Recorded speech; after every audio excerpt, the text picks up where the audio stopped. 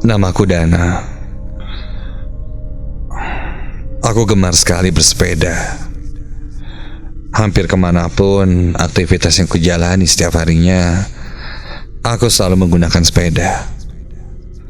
Meskipun aku seorang mahasiswa rantau di Bandung ini,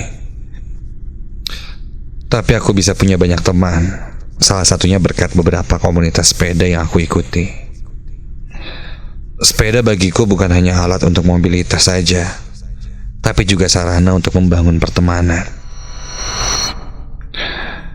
Suatu ketika, salah satu komunitas yang kuikuti berencana untuk melaksanakan kegiatan goes malam. Tujuannya sederhana saja, ingin berkeliling kota Bandung. Selain itu, kegiatan ini juga bermaksud agar semua komunitas bisa ikut serta. Karena di pagi hari hingga sore, kadang mereka punya kesibukan masing-masing, terutama bagi mereka yang bekerja kantoran. Sejak kegiatan ini diumumkan seminggu sebelumnya, banyak anggota komunitas yang tertarik untuk ikut serta. Maklum saja, meskipun kami punya banyak waktu di akhir pekan, kadang tidak semuanya bisa hadir, karena beberapa di antara kami memilih menghabiskan waktu bersama keluarga. Ya, walaupun tidak bagiku. Aku belum berkeluarga dan masih merantau. Mau kapanpun itu, aku pasti ikut. Komunitas ini tidak terlalu besar, tapi lumayan solid. Hanya sekitar 20 orang saja yang bergabung. Dan ketika malam itu, hanya 13 orang saja yang siap untuk datang.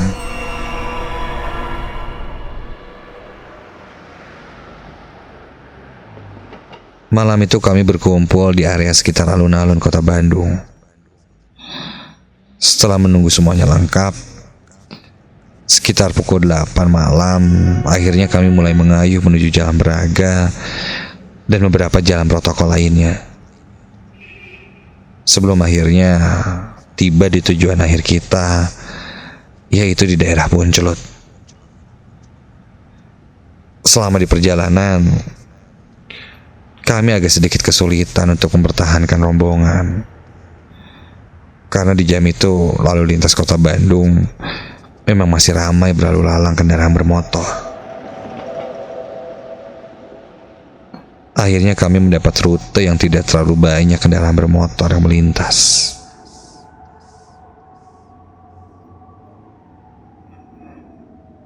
Usai melewati sebuah rumah sakit yang cukup besar, kami pun melintasi jalan yang menurun dengan lebar jalan yang tidak begitu luas. Saking sepinya,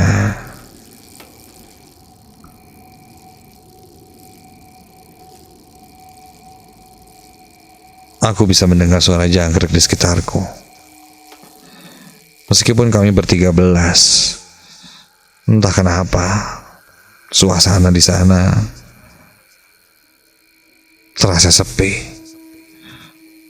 Kami melintas sebuah jalanan yang di sisi kanannya banyak menjuntai pohon bambu, namun terhalangi tembok pembatas di sisi kirinya.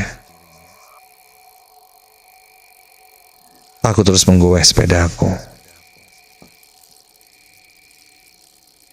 hingga ketika aku belok ke kiri. Apa tuh?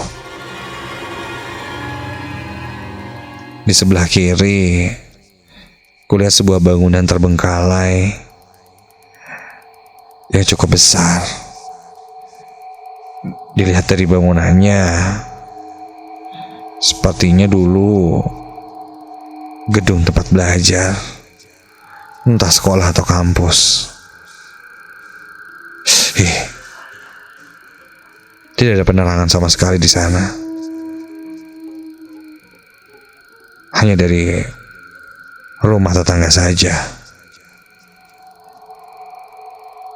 Tak terbayang jika melintasi jalan itu sendirian, apalagi melihat ke arah bangunan itu. pasti bulu kuduku langsung berdiri. Beramai-ramai seperti ini saja masih tidak nyaman.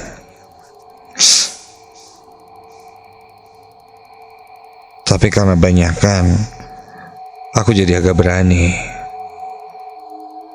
Aku perhatikan terus bangunan kosong itu sampai ih, sepintas kulihat sesuatu berwarna putih di atas pohon. Ya, apa tuh? Ku perhatikan lagi. Mungkin itu hanya karung putih saja yang biasanya dipakai untuk menutupi buah agar tidak dimakan binatang lain. Bikin kaget aja. Kami pun melewati bangunan itu. Setelah mengayuh hampir 1 jam lebih lamanya, akhirnya kami tiba di kawasan wisata Punclut. Meskipun tidak terlalu melelahkan, karena memang kebersihan kami sepanjang jalan membuat rasa lelah kami hilang. Di sana kami berhenti sejenak untuk nongkrong dan ngobrol-ngobrol sambil memesan cemilan. Punclut malam itu dingin sekali. Aku pun ikut memesan minuman susu jahe untuk menghangatkan tubuh. Setelah sampai di lokasi, kami pun foto-foto. Dan setelah itu beberapa dari teman-teman kami harus pulang lebih awal. Katanya besok ada yang event lah, inilah itulah. Ya, maklum saja. Kegiatan ini dilaksanakan hari Kamis malam. Jadi hari Jumatnya masih ada yang masuk kantor dan bekerja. Namun tidak semua pulang duluan malam itu. Aku dan 6 orang lainnya masih santai menikmati malam di Punclut. Kebetulan besok aku tidak ada kuliah, jadi aku bisa santai saja. Dan sudah berpikir bahwa besok akan tidur seharian. Satu persatu pun mereka pamit, hingga menyisakan aku dan Rino saja. Rino juga seorang mahasiswa sepertiku.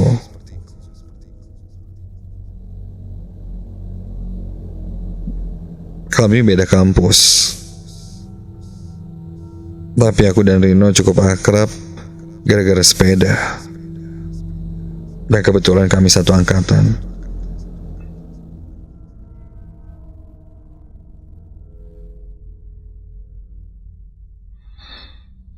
Aku dan Rino pun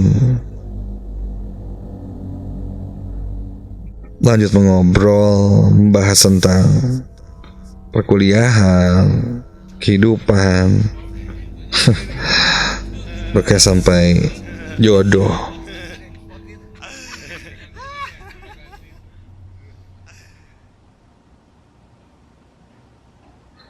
Hingga tak terasa waktu sudah menunjukkan jam 11 malam.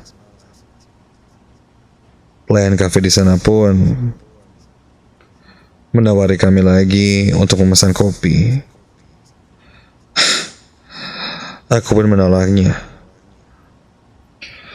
Aku lalu mengajak Rino untuk pulang saja. Bukan karena kafenya mau tutup, tapi kami baru ingat malam itu adalah malam Jumat. Aku bukan orang yang penakut, tapi harus mengayuh sepeda hanya berdua saja di malam yang cukup sepi dan di Punclut. Lumayan lah, bikin nyaliku bergetar juga.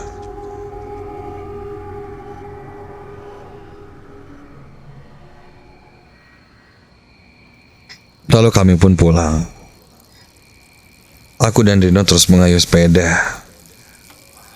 Meskipun nafas sudah terengah-engah, tapi untungnya jalan yang dilalui ini cenderung turun, tidak menanjak.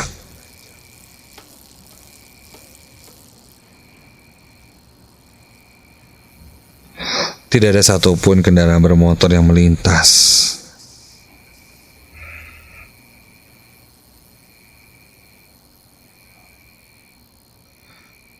Di kiri kanan kami ada pepohonan yang tinggi dan rindang. Sepanjang jalan yang kulihat hanya gelap. Meskipun terang pun, karena bantuan dari cahaya bulan yang cukup terang malam itu. Yang konon, kalau sudah terang bulan, berarti makhluk halus sedang berkeliaran. Apalagi di malam Jumat.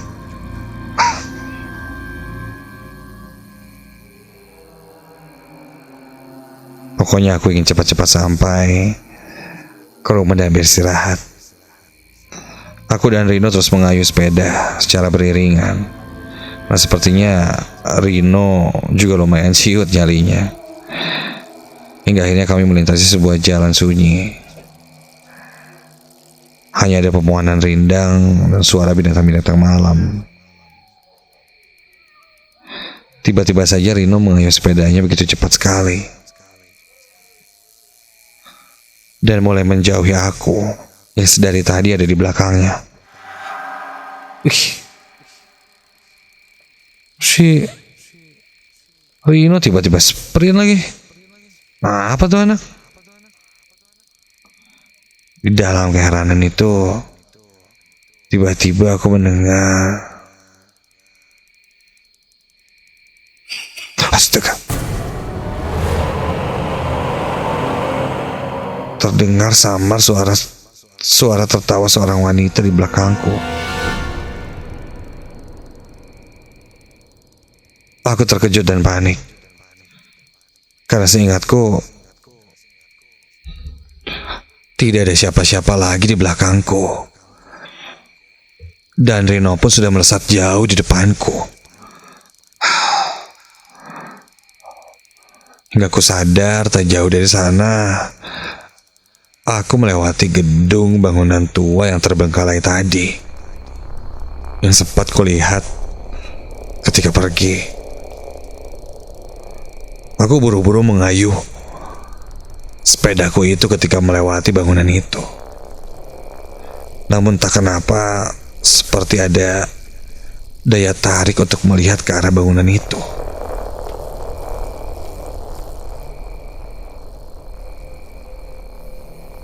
Dan ketika kulihat,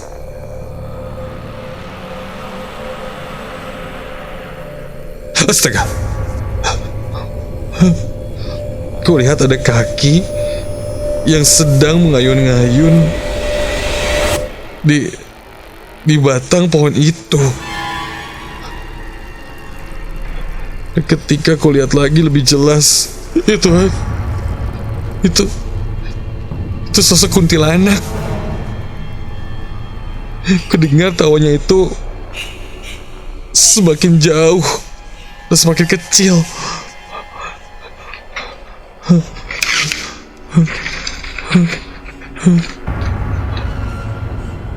Apa mungkin dia berada dekat denganku? Aku kedipkan mataku dan ketika melihat lagi, sosok kuntilanak di dahan pohon besar yang ada di dalam halaman bangunan terbengkalai itu sudah hilang. Aku pun memacu sepedaku lebih cepat lagi.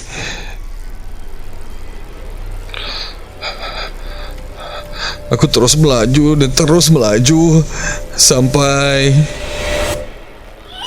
Ya Tuhan, tepat di sebelahku kini ada sosok kuntilanak itu yang berjalan melayang beriringan dengan laju sepedaku.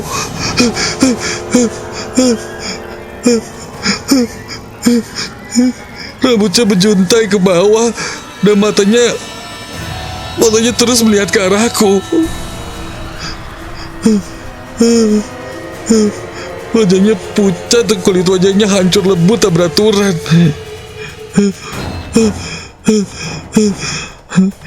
Aku belum menjamkan mata dan terus memboseh sepedaku itu. Sesekali ku intip kondisi jalan dan coba terus berkonsentrasi. Sosok kuntilanak itu masih melayang sebelahku, seakan mengejarku.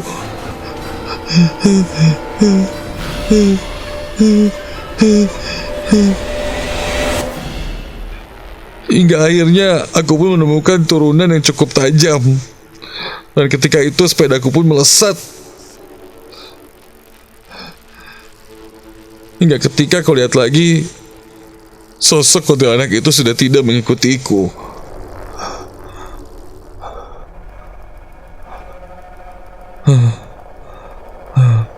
Dari kejauhan kulihat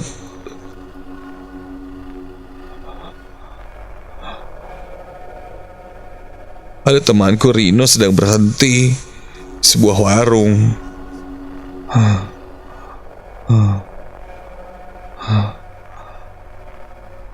Aku pun langsung berhenti di tempat itu.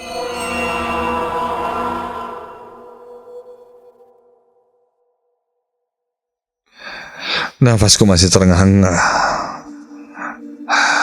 Rino nampak sedang minum air putih sambil membasuh wajahnya. Dia bilang padaku dari mana. Aku yang berkata padanya, kenapa meninggalkanku? Rino pun kebingungan. Dia bilang saat di jalan tadi aku menyusulnya sangat cepat, seperti mengajak balapan. Dan akhirnya Rino pun ikut menyusulnya. Hingga akhirnya di satu belokan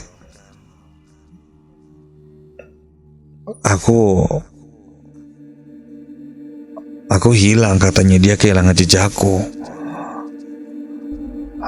Karena kecapean dia berhenti di warung ini dan akhirnya bertemu kembali denganku. Aku pun berkata padanya bahwa aku tidak pernah menyusulnya.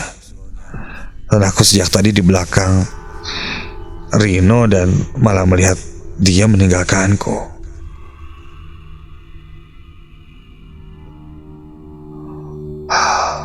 Aku pun lalu bercerita tentang kejadian yang kualami itu. Penjaga warung itu mendengar perbincangan kami. Dan dia berkata bahwa di sekitar sana memang ada satu pohon muncang, di mana memang sudah terkenal sekali sosok kuntilanak yang sering mengganggu di sana, terutama kepada laki-laki yang melewati jalan itu.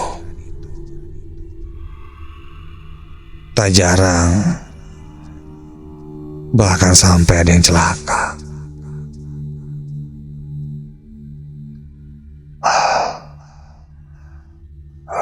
Aku mengusap dadaku dan masih bersyukur aku masih diberi perlindungan oleh Tuhan Yang Maha Esa. Yang jelas, sosok yang kulihat tadi benar-benar sangat menghantuiku. Sejak itu aku agak sedikit trauma jika harus goes malam ke daerah Punclot lagi.